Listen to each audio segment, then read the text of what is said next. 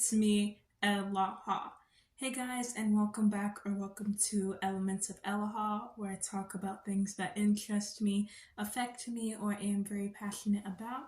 And in today's video, I'm going to be ranking modern black ships in TV and film. So without further ado, let's get into the video. So there's 5 different tiers that I want to rank these ships. So the highest of the highest is the gold standard. Like, nobody is touching the ship. Like, any other future ship that's being written should follow the standard of these ships. Then the next tier is the untouchable tier. They're great ships, but I don't necessarily think like they're the best that have ever been written, but they're very good. Then the next tier is the bar.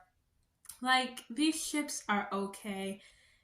Like, there's nothing that really stands out too much to me about these ships. They're just okay. Then here's where we start getting into the worst of the worst. The next one is What's Right With It. This is a quote that I got from one of the episodes of season 2 in Black Lightning, where Anissa says, "Oh, what's right with it? There's nothing right about the ship. It's just wrong. Wrong, wrong, wrong, wrong, wrong." But it's not the worst. It's just horrible. And the worst of the worst is Electric Chair. There's nothing to say about it. Electric Chair. Horrible. Don't even get a chance of redemption. Send it out of here permanently. Electric Chair. Okay. The first ship we have on this list is Spencer and Layla from All American. Now, contrary to popular belief, I don't necessarily hate the ship, but I don't really like it either. I think when Spencer first got to Beverly Hills, he saw Layla as kind of like the symbol that represents him being in Beverly Hills. Him being in Beverly Hills gives him a bigger chance at being recruited by an NFL football team. And to bag the most popular girl in the school is dating the right wide receiver before Spencer got there, and she's rich and everybody likes her. And for Layla to be with, the mysterious, charismatic, charming new guy, yeah. In a fantasy belief, that sounds good. But when they got together, obviously both of them were dealing with more trauma than they could necessarily handle with each other. And I just think they both had their issues that they needed to work on separately, but they weren't a good match.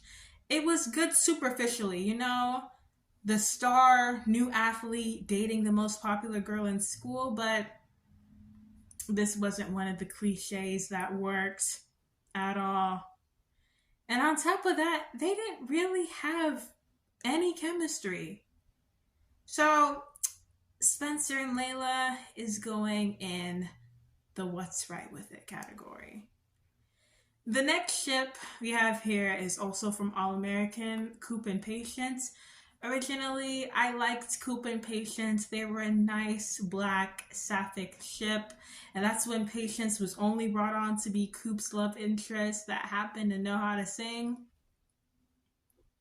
I was rooting for them originally, and then once Coop got shot or just became more and more entangled into the gang nonsense, Coop was always like, "Oh, why is this affecting you? This is my life. Me, me, me, me, me, me, me, me, me." And you do realize this is a partnership, right, Tamia? Your problems are her problems. Don't you think it bothers her that you can't sleep at night? Come on now. Don't you think it bothers her that you could be locked up for the rest of your life? Like, Coop was so selfish and never really cared about Patience's feelings until they got out of a relationship. And even with all that growth, that Coop did. I can barely stand her. I can barely stand Patience now. So whatever is going on in All American, I didn't really care for an exes to lover storyline. They try to make it seem like they had an exes to lover storyline when it was just like 5 seconds in the finale where Coop realizes, hey, I think I still may be in love with Patience. And I'm like, that's not how you do an exes to lover storyline. You can't just be like, oh, I'm missing this person. You know how many times I think about things randomly and then I just completely forget about it? Yeah, no. I don't think anybody's necessarily watching All American to see if they get back together. If anything, I was rejoicing when they broke up. Thank God.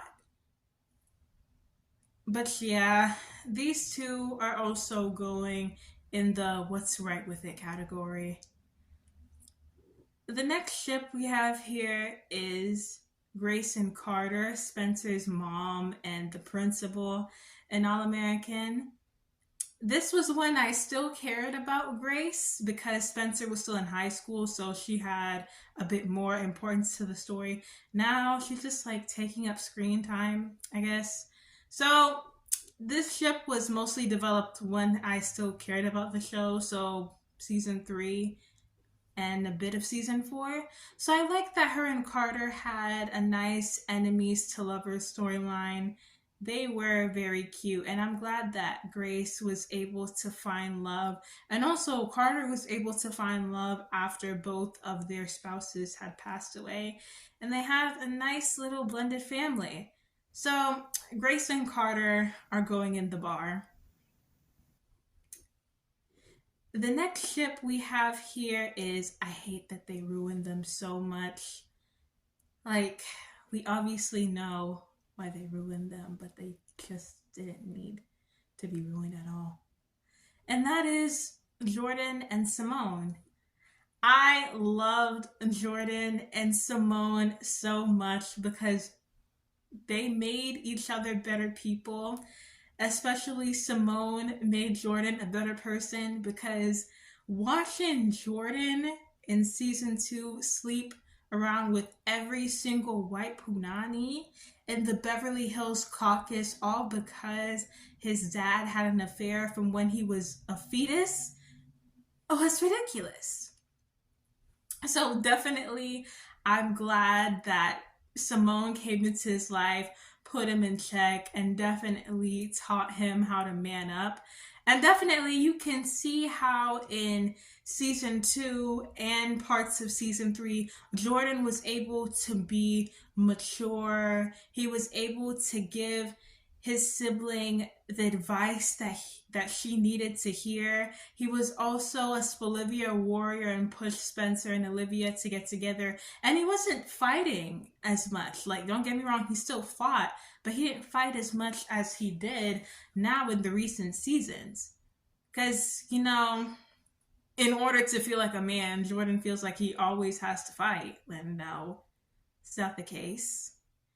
And the fact that he was telling everybody in Beverly Hills, especially his grandpa, that, hey, I found my grandma Mary. I'm so lucky to have found my soulmate at 17, 18 years old.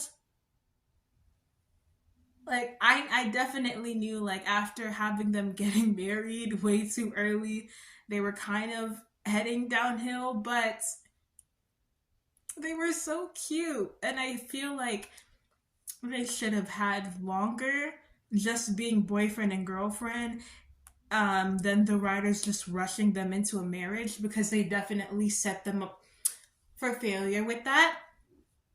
But I definitely think All American Homecoming played a bigger part in this, because they definitely could have done long distance, but I hate that they didn't even make them last the whole semester. They broke up halfway through their semester. And the fact that even though Simone and Jordan have been broken up for about a season of both of the shows, yet Simone still manages to make a certain fan base mad every time. Yeah, Simone's that girl. But yeah, Jordan and Simone are definitely gonna go in Untouchable. The next ship we have here is Spencer and Olivia from All American, the golden ship of the franchise, the golden ship of the show, one of the best teen ships of all time. Even though the writers frustrated me with how they wrote them in season 5, because two people that have never had an issue with communicating with each other were Spencer and Olivia. So for them to make it seem like all of a sudden these two don't know how to communicate and their dreams are getting in the way of their careers was just so nasty. Because when everybody was against Spencer and Olivia, these two were always there for each other, whether the other one was in the room or not. It was proven time and time again since the pilot that they were soulmates. Even though Spencer was distracted by the shiny prize, which was Layla, there was never anything real in that relationship. I definitely think that Spencer was in love with Olivia since the pilot. Obviously, he didn't realize it until Vegas, but we knew the subtle hints, taking a bullet for her. Like when he lost his breath, when he saw her when she came down for junior homecoming. Like the signs were always there. How he wasn't able to listen to Layla when it came to the advice of opening his dad's letters, but he listened to Olivia because he needed closure. Like there's so many hints that prove that they were soulmates time and time again, and half of them they weren't even together. And for the fact that the writers kept playing in their face, like we had 3 seasons of buildup, and you mean to tell me that they were only together for 1 season? They were only happy for half a season and they just decided to give him problems for no reason? Okay, and let's say they do have issues, right? Couldn't they have just been broken up for 4, 5 episodes? Why did you have to drag it out the whole 20 episode long season? Because you knew that was the only thing that people are watching the show for. Like, I haven't gotten invested in All American since season 3, and literally the only reason why me and a lot of people are watching the show is because of Spolivia. Time and time again, it's because of Spolivia. That's what keeps us watching the show nowadays. No ship will ever touch Spolivia in the franchise ever. And also when it comes to a lot of these teen dramas, like I think Spolivia is also very underrated, probably because they're a black ship when it comes to talking about the best ships in teen dramas. But Spolivia definitely is going in the gold standard. This ship is the pure definition of the audacity, and that is Spencer and Alicia. I don't even feel bad. I don't even feel bad for Alicia because, girl, you knew that this man was heartbroken. Still decided, hey, I want to continue to be in a relationship with this man.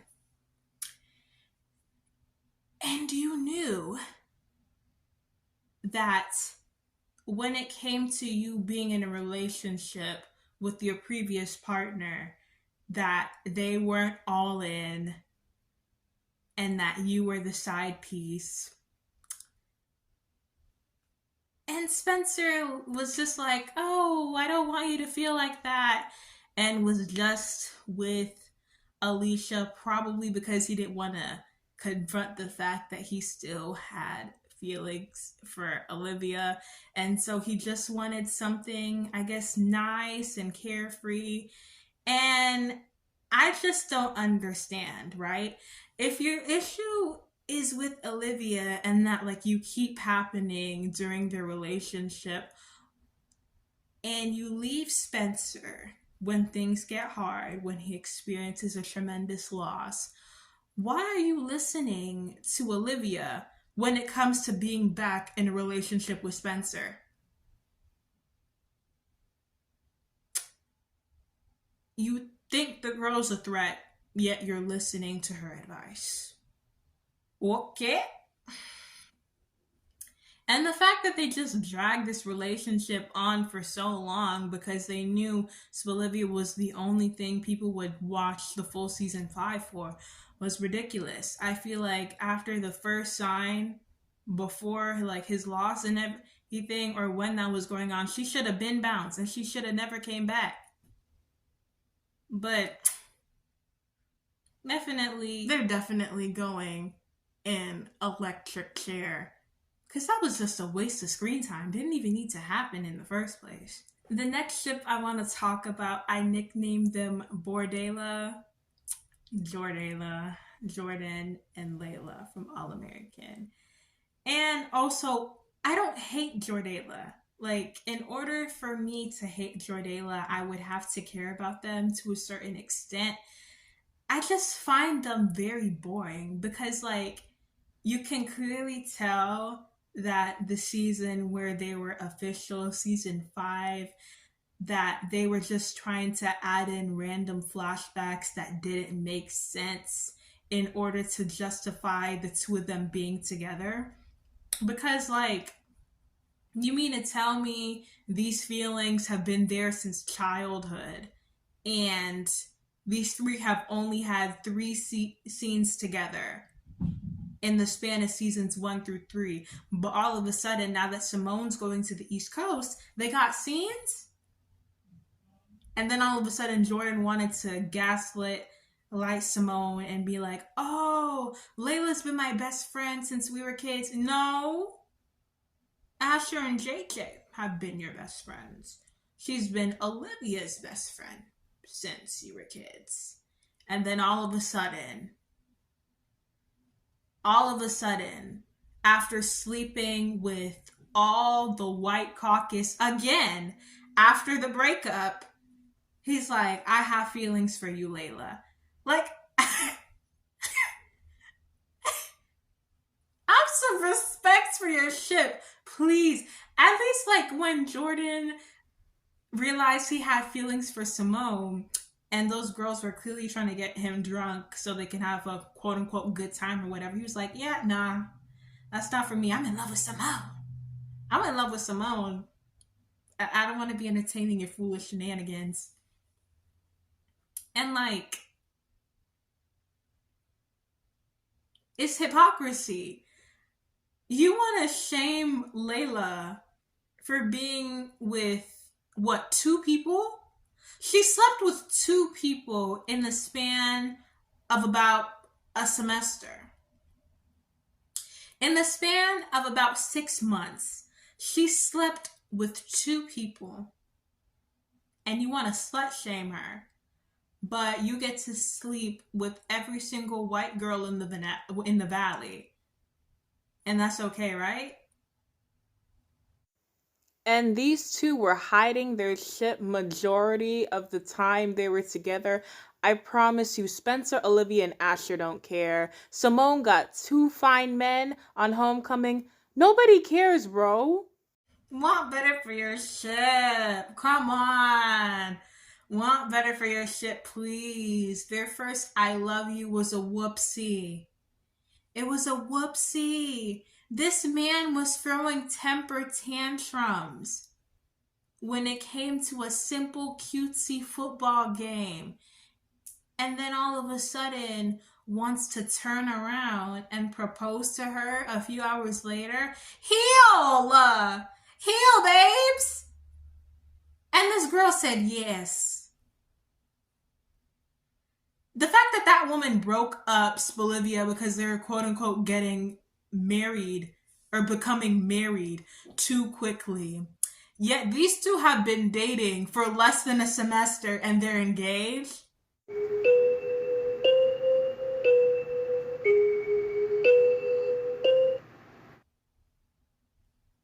They're not even making it to the planning stage, definitely.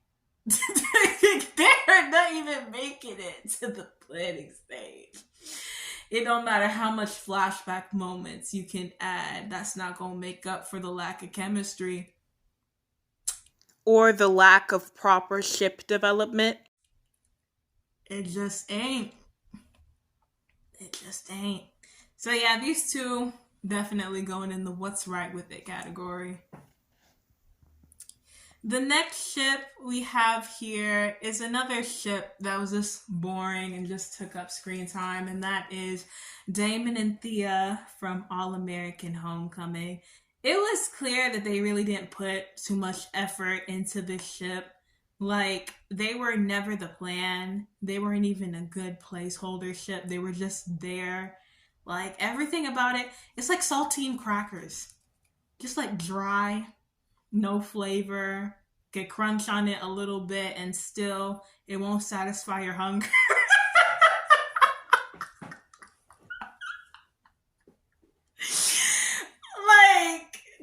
Like, come on, man. These two barely interacted, and then Damon saves Thea one time from almost being SA'd, and then they're like, sandwich time, we're gonna put them into a relationship. I don't get it, dude. If Simone's the love of your life, why are you dating her worst enemy? Her worst enemy that blames her for her injury when she could have just simply forfeited the game or have not used her racket. It's not like Simone put a gun to her head and was like, hey, use my racket or else, there's going to be an issue. No. Like, everything about it was just dry, hypocrisy, just taking up screen time.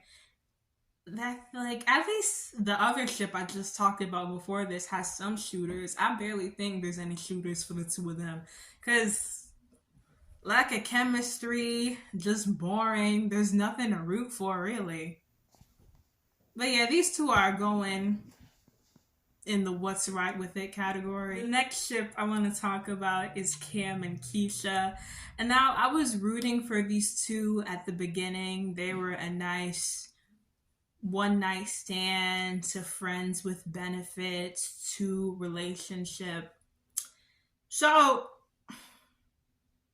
the main thing about Cam and Keisha like not being together in most of this first season was because Keisha wasn't ready for a relationship.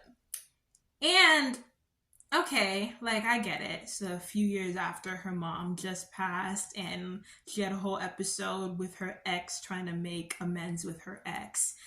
And then we just get to season 2. I don't know what kind of vendetta they had against Keisha in season 2, but they basically just made Cam a punching bag. Cam didn't do nothing but love that girl in season 2. And almost every issue that Keisha had, it was, Cam, did I invite you? Da da da da da. Cam, why are you doing this? Just getting mad at him for no reason. Like, girl, why are you mad that your man has a job so that he can come pay his tuition so the two of y'all can still be together? Really? And then when Cam would try and talk to his girlfriend, like a good boyfriend should, all of a sudden she was acting like he was entitled to know her business when he's just trying to communicate. Like, come on now. And then it'll be the same thing. Oh, Keisha goes through something, most likely with her dance teacher. And instead of getting mad at her dance teacher about it, because definitely she could cut her from that class, who can she get mad at that will still stick by her? Cam. So Cam will be like, he'll be dumbfounded like, what'd I do? Nothing. You didn't do anything, boo. And then, Keisha will come to her senses, and all of a sudden everything's cookies and rainbows, unicorns. Nah.